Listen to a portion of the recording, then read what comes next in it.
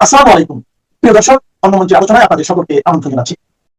বাংলাদেশের সাবেক প্রধানমন্ত্রী শেখ হাসিনার বক্তব্যের পর বাংলাদেশ সরকারের দেয়া বিবৃতি, এই ইস্যুকে ঘিরে ভারত বাংলাদেশের টানাপোড়েন নিয়ে ঢাকার কূটনৈতিক পাড়ায় বেশ আলোচনা চলছে। ওই দিনের বেলায় ভারপ্রাপ্ত রাষ্ট্রপতির উপস্থিতিতে রাষ্ট্রীয় হাই প্রোফাইল অনুষ্ঠানে মিত্রদের মধ্যকার হট্টগোলে বিদেশি কূটনীতিকদের বের হয়ে যেতে হয়েছিল। তারপর সন্ধ্যায় শেখ হাসিনার বক্তব্যে রিকনসিলিয়েশনের কথা উঠে আসার পর ঢাকার কূটনৈতিক পাড়ায় একটি ক্লাবে রাতে অনানুষ্ঠানিক বৈঠকে বসেছেন বাংলাদেশে নিযুক্ত বেশ কয়েকটি দেশের প্রতিনিধিরা। এসব দেশের প্রতিনিধিরা বাংলাদেশের রাজনৈতিক ও সামাজিক স্থিতিশীলতা নিয়ে তাদের চিন্তার কথা সরকারকে ইতিমধ্যেই জানিয়েছেন। অন্তর্বর্তী সরকার আমলে কমনওয়েলথের দেয়া রিকনসিলিয়েশনের প্রস্তাব আবারও নতুন করে চাঙ্গা করার বার্তা এরই মধ্যে বিএনপি সরকারকে দেওয়া হয়েছে।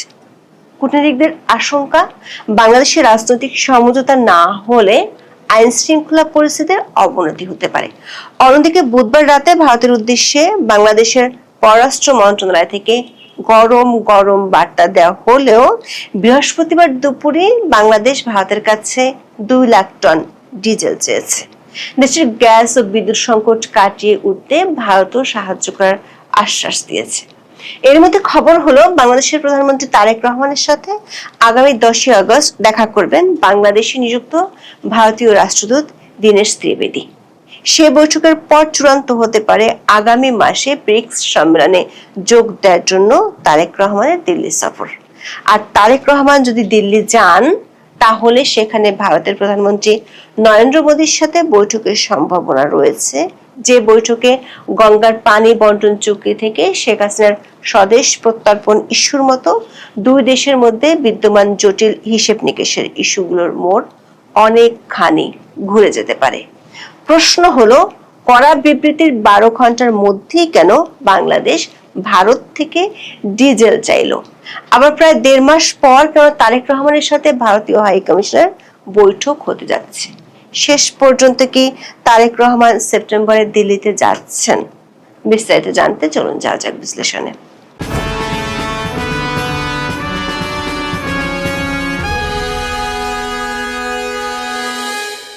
বুধবার দিল্লিতে শেখ হাসিনার ভার্চুয়াল প্রেস মিট আর তারপর বাংলাদেশের পররাষ্ট্র মন্ত্রণালয়ের বিবৃতি নিয়ে কূটনীতি থেকে রাজনীতি সব মহলে ব্যাপক আলোচনা। বিশেষ করে ভারত বাংলাদেশ সম্পর্কের অবনতি হচ্ছে কিনা তা নিয়ে আলোচনার মধ্যে নতুন খবর হলো, বাংলাদেশ কাঁচামরিচের পর ভারতের কাছে ডিজেল চেয়েছে।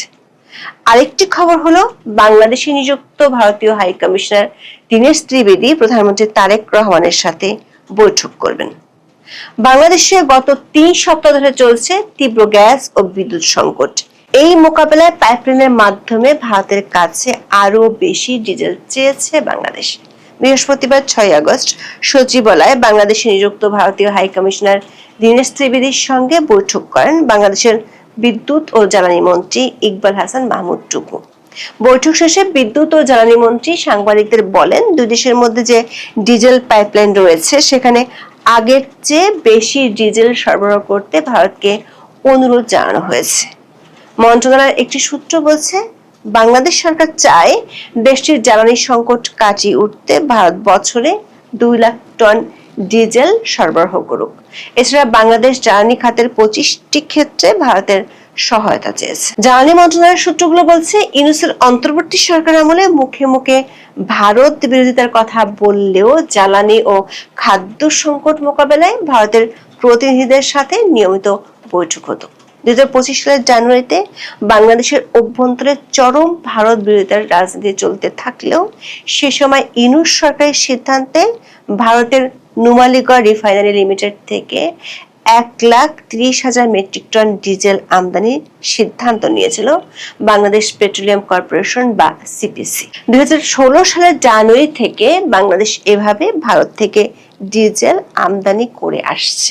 এছাড়া অভ্যন্তরীণ চাহিদা মেটাতে ভারত থেকে 50,000 টন অবাসমতি সিদ্ধ চাল আমদানি করেছিল বাংলাদেশের বিগত অন্তর্বর্তীকালীন সরকার। বিএনপি সরকার ক্ষমতা আসার পর ইরান, মার্কিন ও ইসরায়েল সংঘাতের কারণে বিশ্বব্যাপী জ্বালানি সংকট দেখা দেওয়ার পর গত মার্চ থেকে এপ্রিলের মধ্যে কয়েক দফায় ভারত থেকে প্রায় 30,000 মেট্রিক টন ডিজেল বাংলাদেশে আসে। সূত্রগুলো বলছে, দীনেশ ত্রিবেদী বাংলাদেশের বিদ্যুৎ মন্ত্রীর সাথে বৈঠকে ডিজেল পাঠানোর ব্যাপারে গ্রিন সিগন্যাল দিয়েছেন। কয়েকদিন আগে বাংলাদেশে কাঁচামরিচের দাম কেজিতে 400 টাকা পর্যন্ত গিয়ে ঠেকেছিল। তখন ভারত থেকে তৎক্ষণাৎ কাঁচামরিচ আমদানি করে পরিস্থিতি সামাল দিয়েছিল বাংলাদেশের সরকার। ভারতীয় সংবাদ মাধ্যমে নর্থ ইস্ট নিউজের খবরে বলা হয়েছে, দীনেশ ত্রিবেদী 10 আগস্ট প্রধানমন্ত্রী তারেক রহমানের সাথে দেখা করবেন। গত 25 জুন বাংলাদেশের হাই কমিশনার হিসেবে আনুষ্ঠানিকভাবে দায়িত্ব নিয়েছেন দীনেশ ত্রিবেদী।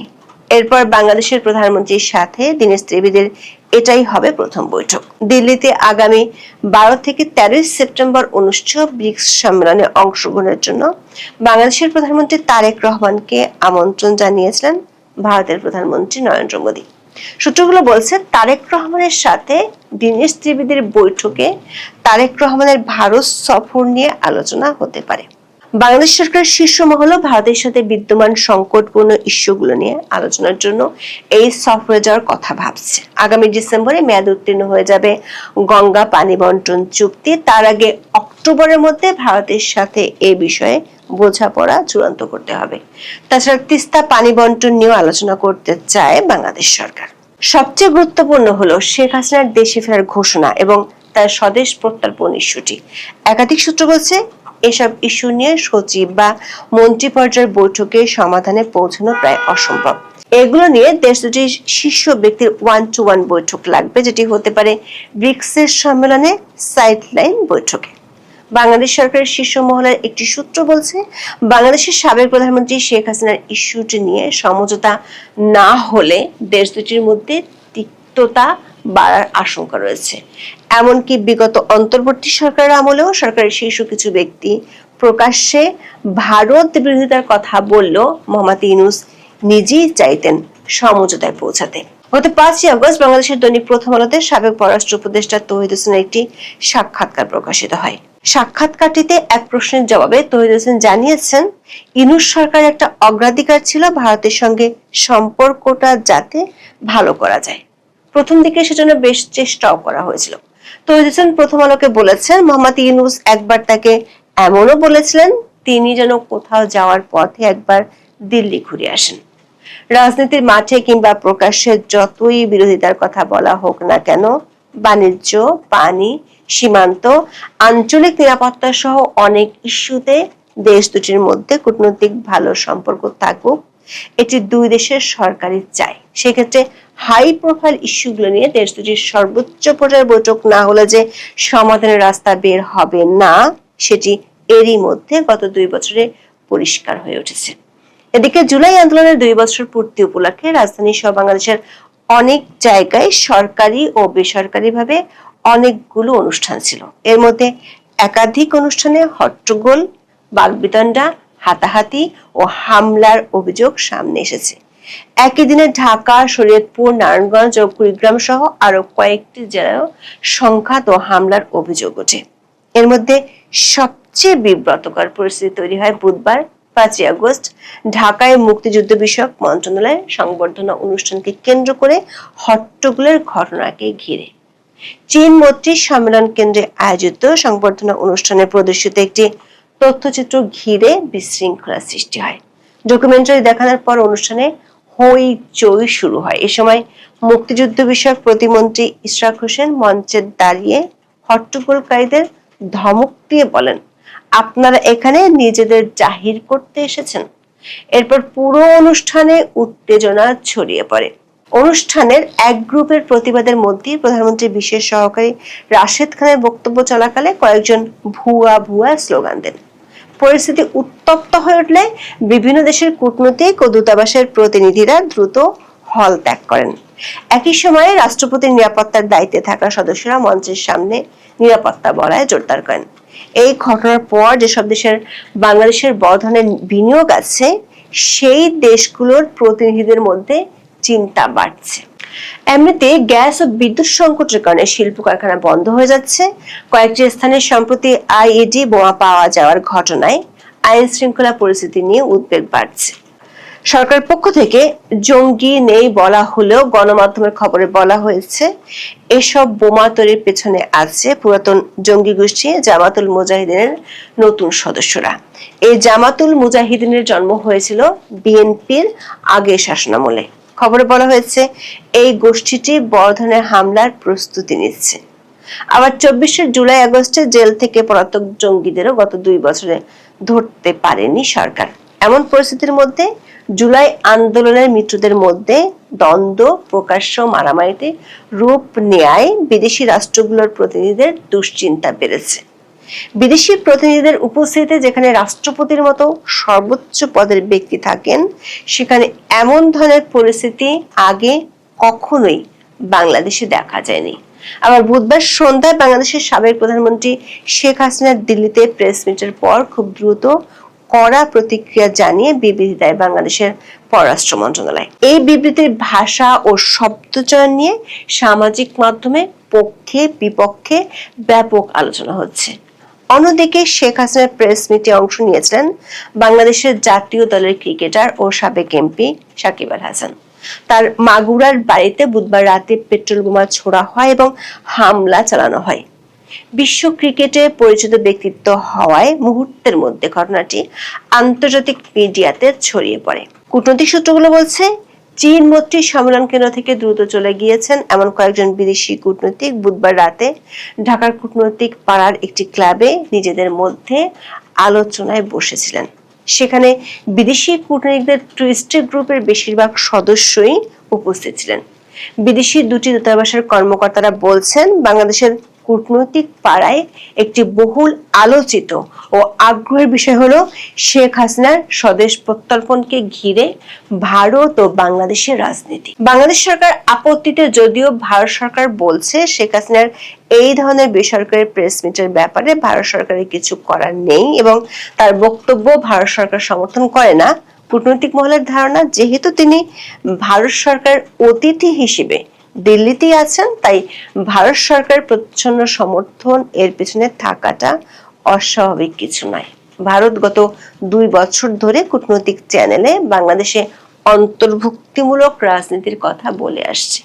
নির্বাচনের আগে বিদেশি শক্তিগুলোর সাথে বাংলাদেশের শক্তিধর রাজনৈতিক পক্ষগুলোর এ নিয়ে আলোচনাও হয়েছিল। কূটনৈতিক সূত্রগুলো বলছে একদিকে বাংলাদেশের ডানপন্থী শক্তিগুলোর মধ্যে দ্বন্দ্ব, আর একদিকে আওয়ামী লীগের কার্যক্রম নিষিদ্ধ থাকা এবং শেখ হাসিনার প্রত্যর্পণ ইস্যুতে ভারতের সাথে দ্বন্দ্বের কারণে সামনে পরিস্থিতি অনেক জটিল হতে পারে। ইতিমধ্যে বিষয়টি নিয়ে পশ্চিমা 5টি দেশের প্রতিনিধি সরকারকে বার্তা দিয়েছে। সম্প্রতি চীনের রাষ্ট্রদূত ইয়াওয়েন ঢাকায় একটি অনুষ্ঠানে বাংলাদেশের রাজনৈতিক ও সামাজিক অস্থিতিশীলতা প্রসঙ্গ টেনে বক্তব্য দিয়েছেন। ইউরোপীয় 3টি দেশের প্রতিনিধি বিষয়টি নিয়ে সম্প্রতি সরকার ও রাজনৈতিক দলগুলোর সাথে কথা বলেছেন। গত অন্তর্বর্তী সরকারের আমলে বাংলাদেশের রাজনৈতিক স্থিতিশীলতার কথা চিন্তা করে কমনওয়েলথের সুপারিশে পশ্চিমা দেশগুলো ট্রুথ অ্যান্ড রিকনসিলিয়েশন কমিশন গঠনের প্রস্তাব দিয়েছিল। বিদেশিদের চাপে গত বছর 10ই মে রাজধানীর বিচার প্রশাসন প্রশিক্ষণ ইনস্টিটিউটের গুম প্রতিরোধ ও প্রতিকার অধ্যাদেশের 2য় খসড়ার উপর একটি মত বিনিময় সভায় সাবেক আইন উপদেষ্টা Asif Nazrul truth and reconciliation commission গঠন করার ঘোষণা দিয়েছিলেন।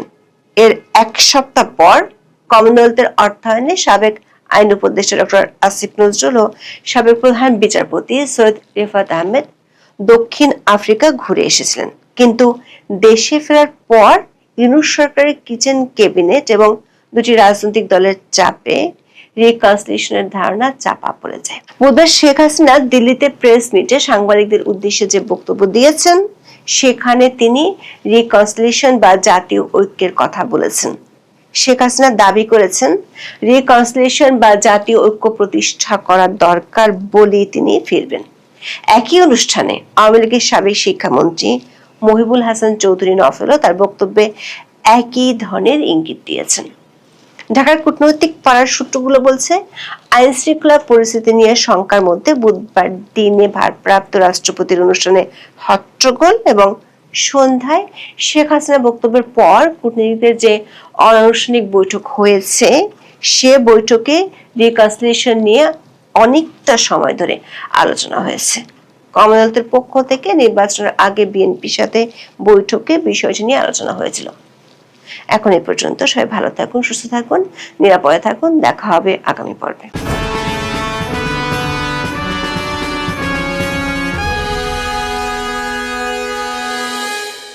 আসসালামু আলাইকুম রহমতুল্লাহি ওয়া বারাকাতুহু। সম্মানিত দর্শক, ইরান এবং আমেরিকার যুদ্ধ, ইরান এবং ইসরায়েলের যুদ্ধ, এটি বাংলাদেশে এসেও আশ্রয় পড়েছে।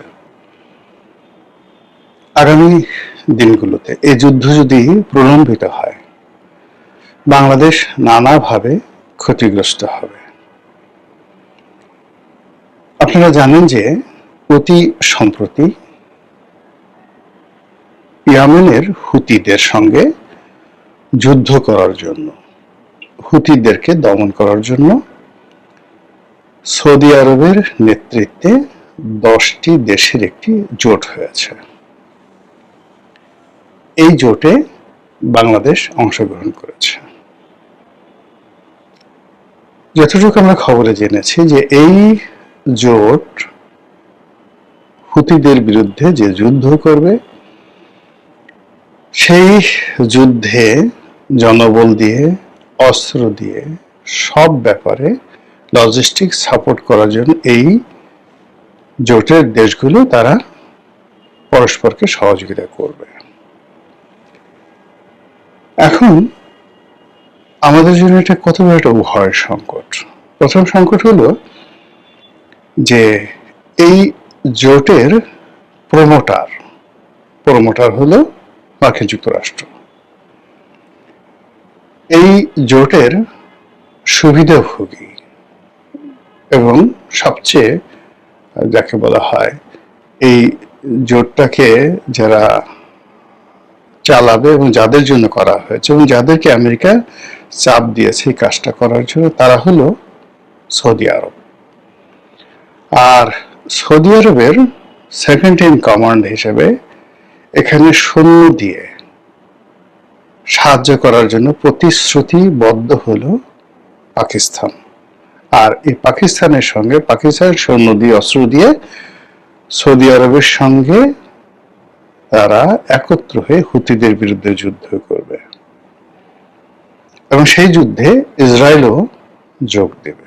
আর তার সঙ্গে বাংলাদেশ যদি এর সঙ্গে থাকে, বুঝতে পারেন যে সেখানে সমস্যাটা কি হতে পারে। তো আমেরিকার এই জোটে আমেরিকা সাধারণত যে কাজ করে, কাউকে ব্যবহার করে just like a toilet tissue. মুখের টিস্যু আপনি নাকের সর্দি দিয়ে ব্যবহার করেন, বা আপনি ঘাম মোছেন, মুখ মোছেন, ফেসিয়াল টিস্যু, এটাকে হয়তো কেউ দ্বিতীয়বার ব্যবহার করে। কিন্তু টয়লেট টিস্যু, যেটা আপনি মলদ্বার পরিষ্কার করেন, সেটি ফেলে দেওয়া ছাড়া আপনার কোনো উপায় থাকে না। কথিত আছে যে আমেরিকা যাদেরকে ব্যবহার করে টয়লেট টিস্যু রূপে, তাদেরকে ওইভাবে ফেলে দেয়। তা আমরা এই যে হুতিদের বিরুদ্ধে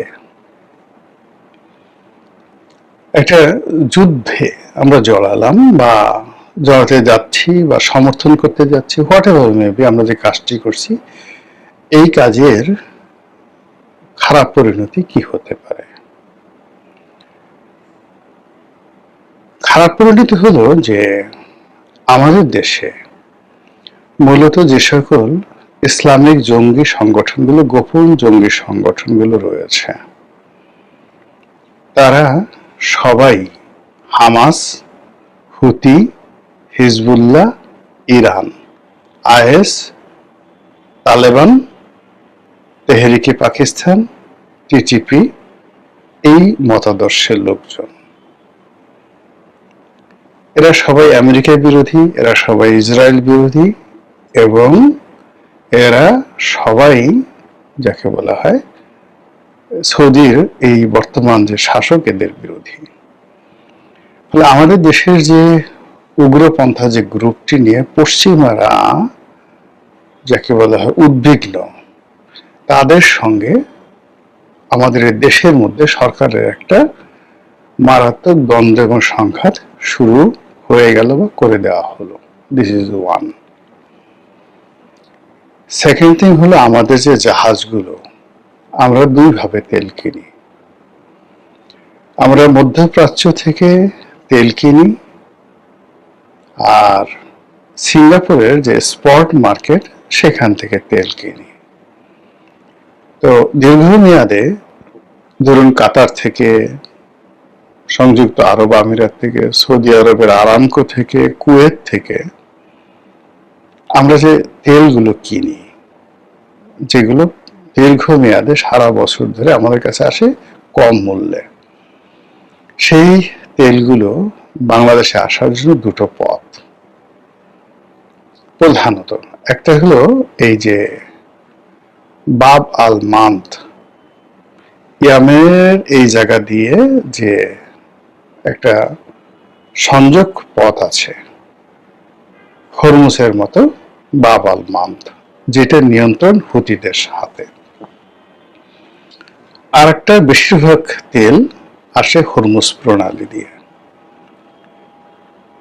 আপনারা জানেন যে এই হরমুজ প্রণালী দিয়ে একটি জাহাজ আসার সময় প্রায় কয়েক মাস আমাদের একটা জাহাজ ইরান আটকে রেখেছিল। পরে অনেক দিন দরবার করে তদবির করে আমরা সেই জাহাজটা ছাড়িয়ে এনেছি।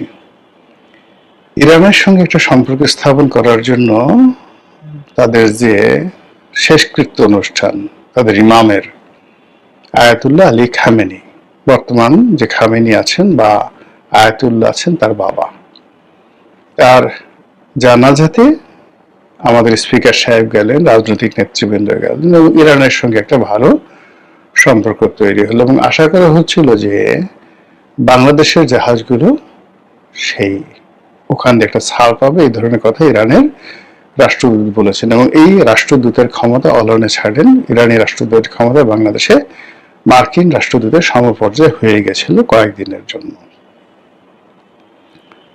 এরই মধ্যে যখন আবার সেই হরমুজ নিয়ে যুদ্ধ হলো, এরই মধ্যে আবার যখন আমেরিকা ইরান আক্রমণ করলো, ঠিক সেই সময়টাতে ইরান হরমুজটাকে 100% বন্ধ করে দিল। আরবদের উপরে চাপ তৈরি করার জন্য তারা করলো কি, হুতিদেরকে, তাদের যে প্রক্সি সংগঠন হুতি এবং হিজবুল্লাহ, তাদেরকে বললো যে তোমরা আক্রমণ করো এবং বাব আল মান্দ বন্ধ করে দাও। তো বাব আল মান্দ যদি বন্ধ করে দেওয়া হয় হরমুজের মতো করে, যেটা হুতিরা পারে, তাহলে সৌদি আরবের অর্থনীতি, রাজনীতি ধস নামবে এবং হুতি এবং ইরান যদি সংযুক্ত আরব আমিরাতের এবং সৌদি আরবের তেল স্থাপনাগুলোতে জাস্ট 24 ঘন্টা আক্রমণ করে এবং সেটা তারা আক্রমণ করবে হুমকি দিয়েছে। কারণ হলো আমেরিকা বলেছে যে তারা ইরানের তেল ক্ষেত্রে আক্রমণ করবে। ইরান বলছে আমাদের তেল ক্ষেত্রে যদি আক্রমণ করো তাহলে তোমাদের যারা তাবেদার রাষ্ট্র রয়েছে তাদের সবার তেল ক্ষেত্রে আমরা আক্রমণ করব। এই অবস্থায় পুরো মধ্যপ্রাচ্যে যুদ্ধের দামাল এবং সকলের মধ্যে রীতিমতো আতঙ্ক তৈরি হয়ে গেছে। এখন এখানে যে 10টি রাষ্ট্র, আমরা একত্র হয়ে সৌদি আরবের সাথে থেকে হুতিদের একটা পশম স্পর্শ করতে পারবো না। কারণ হলো স্বয়ং আমেরিকা এখানে ইয়েমেনের সৈন্য সমাবেশ করে তারা ফেল করেছে, সৌদি আরব এখানে সৈন্য সমাবেশ করে ফেল করেছে, ইসরায়েল লেবাননে গিয়ে যুদ্ধ করে সৈন্য সমাবেশ করে ফেল করে তারা এই যুদ্ধের ফলে সেখান থেকে সৈন্য প্রত্যাহার করতে বাধ্য হয়েছে। সেখানে বাংলাদেশের সেনাবাহিনী বাংলাদেশের সেনাবাহিনী সেখানে গিয়ে ছোট করার জন্য বলছে না, কোনো কিছু করে সেখানে হুতিদের সাথে গিয়ে ফিল্ডে যুদ্ধ করবে। এই জিনিসটা কল্পনা করলে এটা ভাবেন তো, হাউ ইট ইজ পসিবল। এইটা গেল এক। দ্বিতীয়ত হলো যে আমরা এই মধ্যপ্রাচ্যের যে উগ্র গোষ্ঠীগুলো প্লাস ইরান, এদের সাথে যে দীর্ঘমেয়াদে আমরা দ্বন্দ্ব এবং সংঘাতে, সময়ের বিবর্তনে দেখুন, যেহেতু তাদের একটা স্ট্রং পলিটিক্যাল রিলেশন আছে, ফাইন্যান্সিয়াল যাকে বলে কানেক্টিভিটি আছে, ফলে আমেরিকার সাথে সৌদি আরবের সাথে সংযুক্ত আরব আমিরাত, কাতার, এদের সাথে ইরানের এবং ইসরায়েলের শত্রুতা করতে দেরি লাগবে না, আবার 1 মিনিট বসতে দেরি লাগবে না। কিন্তু আমরা যারা ছাগলের 3 নম্বর বাচ্চা হয়ে এখানে বিভিন্ন রকম কর্মকাণ্ড করার চেষ্টা করছি, আমরা কিন্তু ছিটকে পড়ব। এবং এখানে ভারতেরও সমস্যা হবে না, পাকিস্তানের সমস্যা হবে না, কিন্তু বাংলাদেশের ভীষণ রকম সমস্যা হবে। গ্রাম বাংলা দেখবেন যে স্বামী স্ত্রী ঝগড়া করে, বা মিয়ার বেটা আর সৈয়দের বেটা ঝগড়া করে, পাশের বাড়ির চৌকিদার মামু, চৌকিদার চাচা সে সালিশ করতে যায় এবং দুই পক্ষকে মিলানোর জন্য বিভিন্ন রকম চেষ্টা তদবির করে, দুই পক্ষ মিলে যায় এবং দুই পক্ষ মিলিয়ে তখন যে সালিশ করছে তাকে মারধর করে। আমরা যে অবস্থার মধ্যে আছি সে অবস্থায় মানে কোনো জোটে যাওয়া, কোনো কারো পক্ষ অবলম্বন করা, কারো জন্য সৈন্য সমাবেশ করা, এই পর্যায়ের ধারের কাছে আমরা যাওয়ার মতো অবস্থা আমাদের নেই। আমরা আমাদের সৈন্যদেরকে জাতিসংঘে শান্তিরক্ষা মিশনে ভাড়া খাটাই। এখানে যদি জাতিসংঘ শান্তিরক্ষা মানে মিশনে, এমনকি নিরাপত্তা পরিষদে আমরা যেতে পারি না, শান্তিরক্ষা মিশনে যদি বলা হতো সেখানে আমরা ইয়ামেনের সৈন্য পাঠাতে পারতাম, it's not a problem.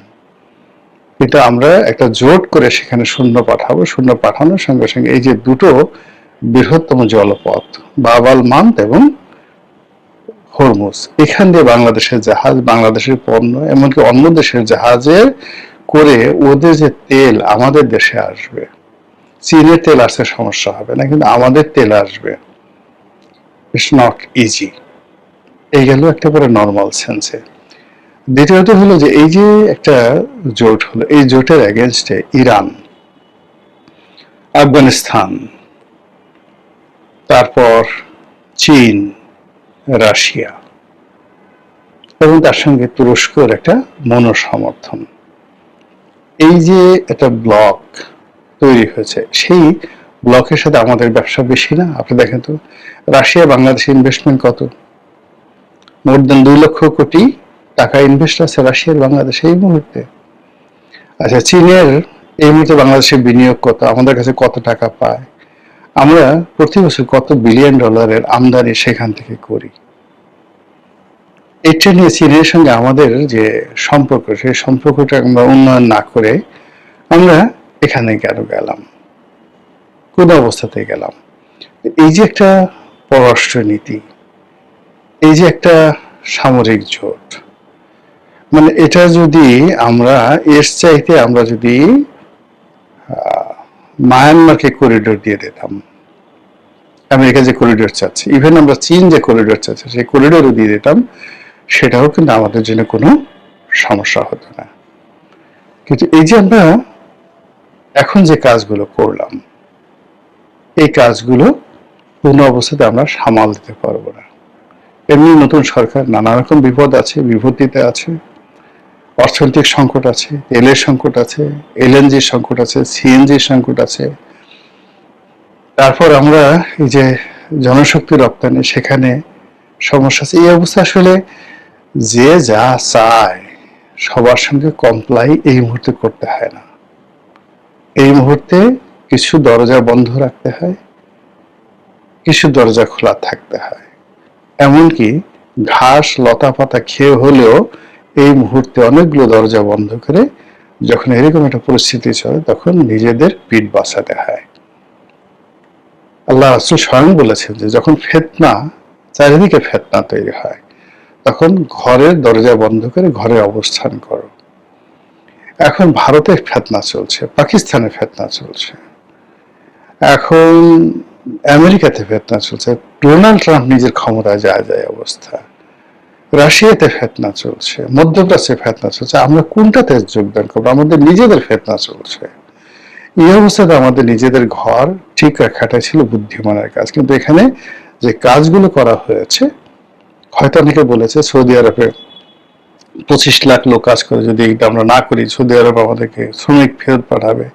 Saudi আরবে একটা শ্রমিক ফেরত পাঠাতে পারবে না, ওখানে বাঙালিরা বাঙালিদের মতো ভালো অবস্থানে আছে, আর ফেরত পাঠালে আমাদের ক্ষতি হবে না। কিন্তু এই যে আমাদের যে সাপ্লাই চেইনে যে ক্ষতি, মানে আমাদের এখন যে স্কিলড ম্যান পাওয়ার আছে, সেই স্কিল ম্যান পাওয়ার বিদেশের মাটিতে যারা ইনকাম করছে তারা বাংলাদেশে আসলেও আমাদের ইকোনমিতে লাভ হবে, লস হবে না। তো সেখানে মনে করেন সৌদি আরবে খেজুরের ব্যবসা করে, বাংলাদেশে খেজুর বাগান করে ফেলছে মাত্র 1 একর জায়গাতে। সৌদি আরবে অন্য একটা দেশে গিয়ে সে পেয়ারার ব্যবসা করতো, সেটা এখন করে ফেলছে। ওখানে ওয়েল্ডিং এর কাজ করতো, বাংলাদেশে একটা ওয়েল্ডিং এর দোকান দিয়েছে। এই লোক কোনোদিন ওয়েল্ডিং এর দোকানের ব্যবসা দিত না, কিন্তু সৌদি আরব থেকে ওয়েল্ডিং এর ব্যবসা শিখে এসে সে বাংলাদেশে করতেছে।